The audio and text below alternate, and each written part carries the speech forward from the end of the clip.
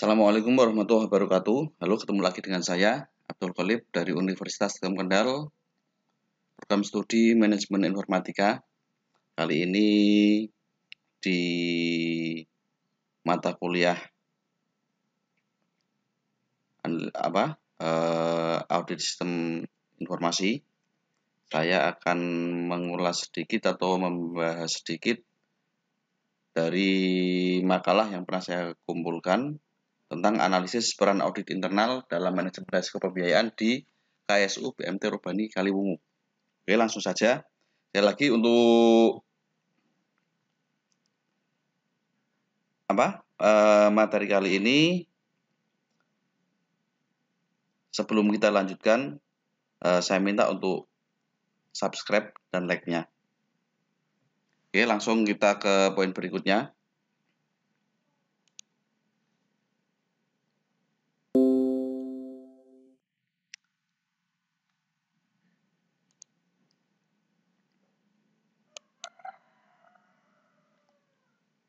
Nah, pengertian manajemen risiko pembiayaan. Apa sih itu manajemen risiko pembiayaan? Manajemen risiko pembiayaan yaitu suatu pendekatan terstruktur atau metodologi dalam mengelola ketidakpastian yang berkaitan dengan ancaman, suatu rangkaian aktivitas manusia termasuk penilaian risiko, pengembangan strategi untuk mengelolanya dan mitigasi risiko dengan menggunakan pemberdayaan atau pengelolaan sumber daya.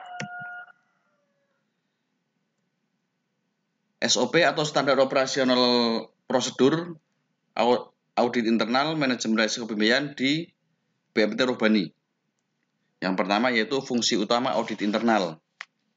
Nah, fungsi utama audit internal di BMT Robani itu yaitu melakukan pengawasan dan kontrol terhadap kegiatan pembiayaan agar tujuan dan sasarannya dalam mengembangkan aset dapat tercapai. Lalu yang kedua, tanggung jawab internal audit pembiayaan, yaitu membuat laporan yang berkaitan dengan hasil-hasil pemeriksaan secara periodik, baik laporan harian, laporan bulanan maupun laporan tahunan. Nah, ini tujuannya apa? Agar pas pada waktu nanti ada audit internal atau stok opnam, jadi antara laporan harian dan laporan bulanan itu bisa kita cross check di situ ada masalah atau ada sesuatu yang tidak matching atau enggak. Itu tujuannya untuk suatu laporan. Terus untuk yang selanjutnya di poin ketiga, tugas pokok audit internal pembiayaan. Yang pertama, memberikan hasil penelitian mengenai bidang pembiayaan, melakukan pemeriksaan untuk memastikan bahwa semua kebijakan, ketentuan, rencana, dan prosedur pembiayaan di KSU BMT Robani ini benar-benar dijalankan dan dipatuhi. Jadi untuk yang poin kedua ini,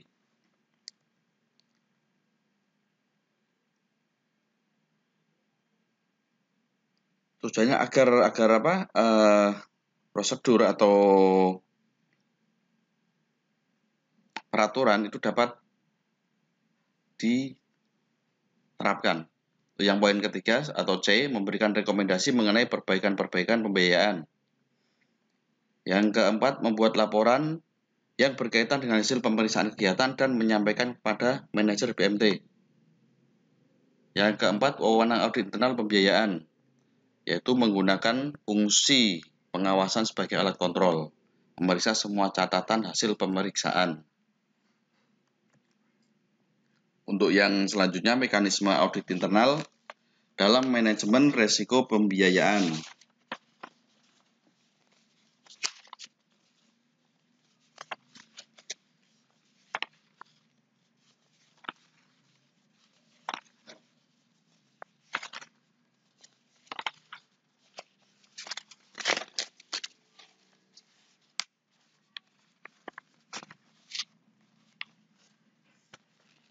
Nah, apa saja mekanisme yang terdapat atau yang ada di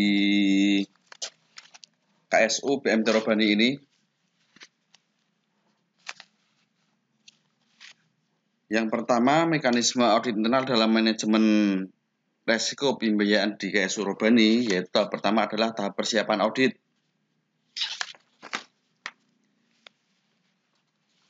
Tahap persiapan audit ini tahap yang dilakukan berupa pengumpulan data pembiayaan dan dilakukan sampling terhadap nasabah berdasarkan risk profile untuk menentukan nasabah yang akan diaudit. Jadi kita tidak sembarangan audit.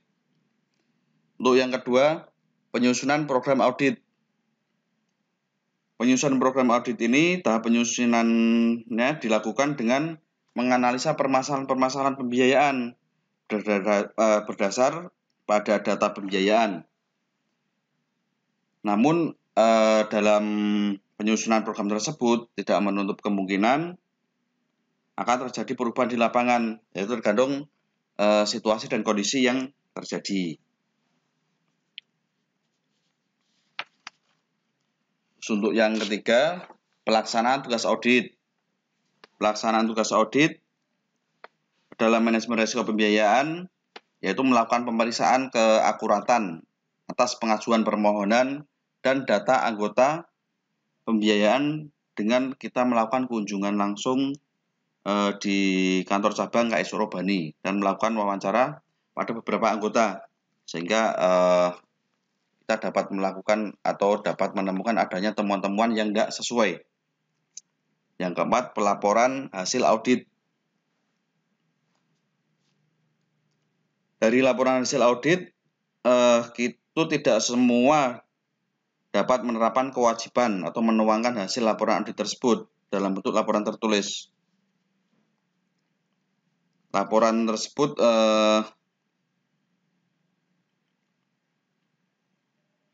setelah dilihat ulang dan ditandatangani oleh manajer di kantor pusat, baru kemudian dianalisis untuk ditemukan pembiayaan-pembiayaan yang bermasalah.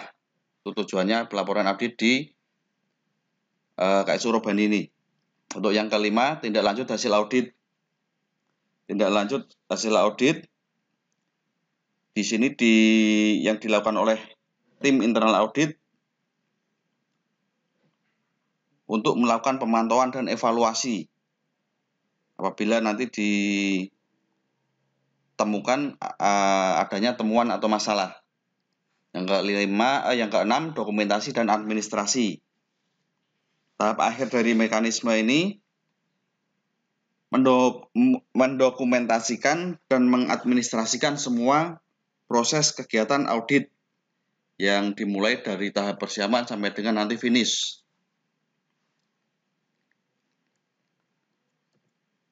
Nah, peran audit internal dalam manajemen risiko pembiayaan. Perannya apa? Di sini yaitu peran utamanya yang pertama sebagai pemecah masalah, yang kedua sebagai peran kepatuhan, dan yang ketiga peran pengendalian. Nah, peran pemecah masalah itu apa? Peran pemecah masalah dalam hal ini tim audit pembiayaan berfungsi untuk memecahkan atau apa ya istilahnya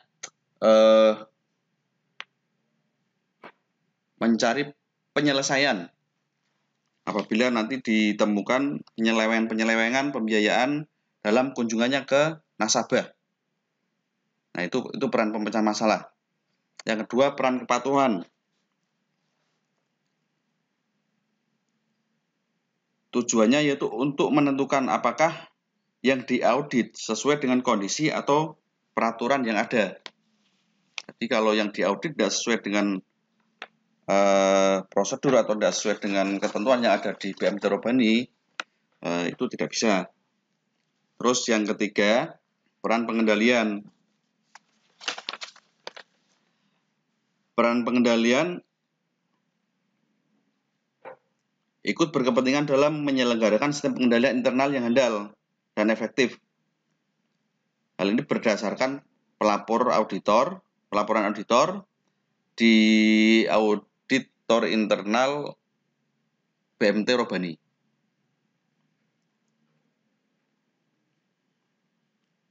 Tujuannya apa? Untuk mengatasi kelemahan atau pelaksanaan internal kontrol yang ada dalam pemberian pembiayaan.